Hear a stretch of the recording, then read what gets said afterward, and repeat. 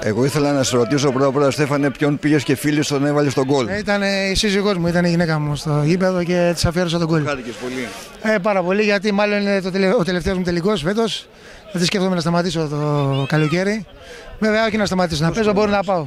Είμαι 39, τα έχω κλείσει και τα 39 και σκέφτομαι να σταματήσω. Δεν μπορώ άλλο. Έχω κουραστεί πάρα πολύ. Να είστε καλά. Να είστε καλά, να είστε καλά. Συγχαρητήρια σε όλα τα παιδιά και στον προπονητή μας. Και αφιερώ στον Λάμπρο που λείπει και ήταν άρρωστος και λείπει. Να είστε καλά. Μια κουβέντα και τρεις. Έτσι να μας βάλετε. Ναι. Και έτσι.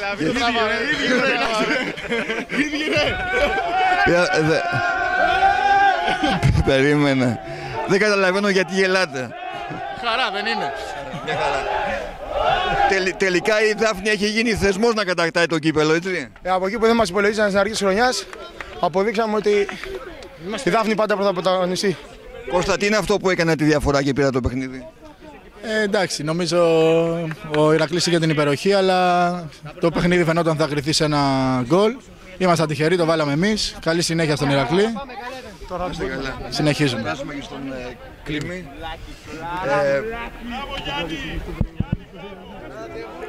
Σε είδαμε κάποια στιγμή να έχεις παθιαστεί ιδιαίτερα. Εσύ δεν το δείχνεις μέσα στους αγώνες, αυτό δεν το βγάζεις έτσι. Είναι το κύπελο, εντάξει, είναι η ένταση της στιγμής εκείνη την ώρα. Όλα καλά, πιστεύω ότι αξίζαμε να το πάρουμε. Και συνεχίζουμε. Συγχαρητήρια στον Ηρακλή που είναι μια πάρα πολύ καλή ομάδα. Πιστεύω ότι ποιος έβαζε τον κόλ θα παίρνει και το κύπελο. Και όπως έγινε, έτσι έγινε. Να είσαι καλά, καλή. Εμείς ευχαριστούμε. Να είσαι καλά. Νομίζω ότι μπορεί να έβαλε ο Στέφανος τον γκολ, όμως εσύ κράτησες την εστία σου ανέπαφη. Έκανες ορισμένες πολύ καλές αποκρούσεις. Ήταν ίσως ένα από τα καλύτερα σου παιχνίδια. Ήταν για μένα προσωπικά το καλύτερο παιχνίδι. Σε όλα τα παιδιά αξίζουν συγχαρητήρια. Έχουμε κάνει μια μεγάλη προσπάθεια φέτος και οι κόποι μας ανταμείφθηκαν. Και ακόμα είμαστε και στον άλλο στόχο μέσα, στο πρωτάθλημα. Έχουμε πάρει το Super Cup, έχουμε πάρει το κύπελο και ακόμα είμαστε και στο πρωτάθλημα μέσα. Πόσο χρόνο είσαι? 24. Εντάξει, πολύ καλή ηλικία. Έχουμε ακόμα. Ακόμη πάρα πολλά. Να είσαι καλά. Ευχαριστώ πολύ. Γεια σας. Είναι το πρώτο κύπελο που κατακτάς κλειτό σαν προπονητής? Όχι, πριν 20 χρόνια περίπου με τον Άρη Κάμπου είχαμε ξαναπάρει το. Σαν προπονητής. Ναι. Πριν 20 χρόνια με τον Άρη Κάμπου. Την προηγούμενη χρονιά είχαμε πάρει το πρωτάθλημα. Ναι. 95-96-97 είχαμε πάρει το κύπελο. Και έτσι εντάξει, είναι η δεύτερη φορά, αλλά κάθε φορά είναι νομίζω και η πρώτη. Ναι, η χαρά, ναι, γιατί ήταν ένα μάτς πολύ ανταγωνιστικό. Το όποιος έβαζε τον γκολ θα ήταν ο νικητής. Πού κρίθηκε ο αγώνας? Ο αγώνας κρίθηκε στη συγκέντρωση. Νομίζω ότι ήμασταν πιο συγκεντρωμένοι, ειδικά στο δεύτερο ημίχρονο. Να είσαι καλά, καλή συνέχεια. Ευχαριστώ και εγώ, παιδιά, να είστε καλά. Πρόεδρε, έχει γίνει θεσμός, τελικά αξίζει να παίζουν οι υπόλοιποι? Κάθε χρόνο η Δάφνη παίρνει το κύπελο. Μήπως θα το κάνουμε να το παίρνει η Δάφνη να τελειώνουμε? Συγχαρητήρια στον προπονητή. Χιούμορ κάνω βέβαια, έτσι. Βεβαίως, να είσαι καλά, Δημητράκη. Συγχαρητήρια στον προπονητή, στους παίχτες της ομάδος. Αυτή τη στιγμή είναι το ένατο κύπελο. Η ιστορική ομάδα, ο Παχιακός και ο Αποχείος έχουν από 7. Εμείς έχουμε το ένατο τώρα. Είναι θεσμός μάλλον. Είναι η τύχη μας τέτοια που παίρνουμε το κύπελο συνέχεια. Ευχαριστούμε και εσάς για το ρεπορτάζ σας και καλή συνέχεια και θα πάμε και για το πρωτάθλημα. Αν μπορέσουμε. Υπάρχουν και άλλες ομάδες. Σε όλα μέσα όλα είμαστε. Φτιάξαμε μια ομάδα από την αρχή ενώ φύγανε 17 παίχτες και είμαστε πάλι ανταγωνιστικοί φέτος. Η Δάφνη είναι μια ομάδα που είναι ανταγωνιστική για χρόνια θα είναι. Είναι της διοίκησης, είναι επιτυχία. Του χωριού όλο μαζί, της διοίκησης και των παιδιών και των προπονητών που έχουν διατελέσει στην ομάδα μας. Και ο κόσμος ήταν κοντά, έτσι. Βεβαίως, σας καλά. Ήταν όλο το χωριό κάτω. Έγινε, ευχαριστούμε. Κύριε Ξίδα, ο Ηρακλής έφτασε μέχρι το τελικό. Ίσως να δικαιούταν κάτι καλύτερο. Τη νίκη. Εντάξει, τώρα τι να λέμε. Τώρα το θέμα είναι ότι χάσαμε το παιχνίδι. Δεν μπορούμε με τίποτα, πρέπει να συνεχίσουμε. Πρωτάθλημα, έτσι. Στην τρίτη έχουμε προπόνηση.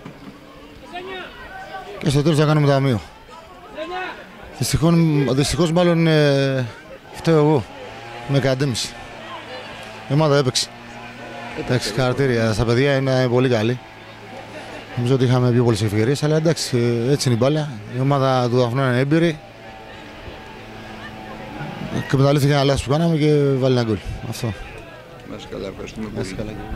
Κύριε Πρόεδρε, φαντάζομαι ότι είστε ικανοποιημένος από την σημερινή διοργάνωση πέραν του αγώνα. Έτσι, κόσμος πολύς, όλα πήγαν καλά. Ναι, Πράγματι, ο κόσμος ήρθε πάρα πολύ στο γήπεδο σήμερα, ήταν και ωραία ημέρα και πιστεύω ότι αποζημιώθηκε από το θέαμα που παρακολούθησε. Ήταν ένα ωραίο παιχνίδι μεταξύ δύο ισοδυνάμων ομάδων.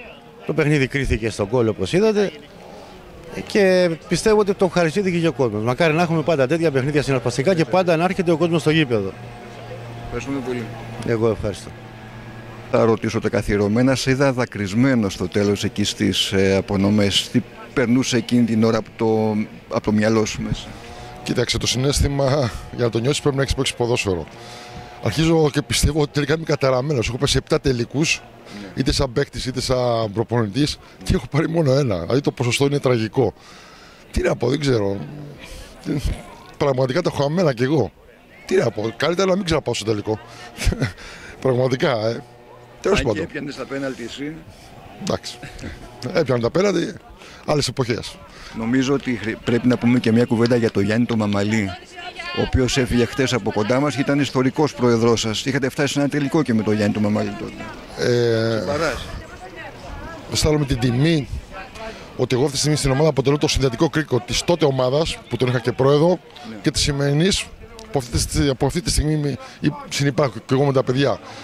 Σε πληροφορώ ότι είναι ένας υπέροχος άνθρωπος, έδινε τα πάντα για το σωματείο του, πραγματικά έδινε τα πάντα, και οικονομικά και ηθικά, και θεωρώ ότι ήταν μια μεγάλη απώλεια και για το σύλλογο και κατ' επέκταση για όλη η τυχαιακή κοινωνία, αθλητική και μη. Πιστεύω ότι οι άνθρωποι δεν θα ξαναπεράσουν από τέτοιο. Θυμάμαι και σε εκείνο το παράζ με την Αϊχίου που έκλαιγε και εκείνος. Είπαμε, είμαστε της ίδιας σχολής, έτσι. Και εγώ που είμαι 51 χρονών, είμαι αυτής της σχολής. Δηλαδή, περισσότερο το συναίσθημα κυριαρχεί μέσα μας. Είναι καλό να υπάρχει το συναίσθημα στον άνθρωπο, αλλά θεωρώ όμως, όπως είπα και στην αρχή, ότι αισθάνομαι καταραμένος. Έχω πάει σε 7 τελικούς και έχω πάρει ένα.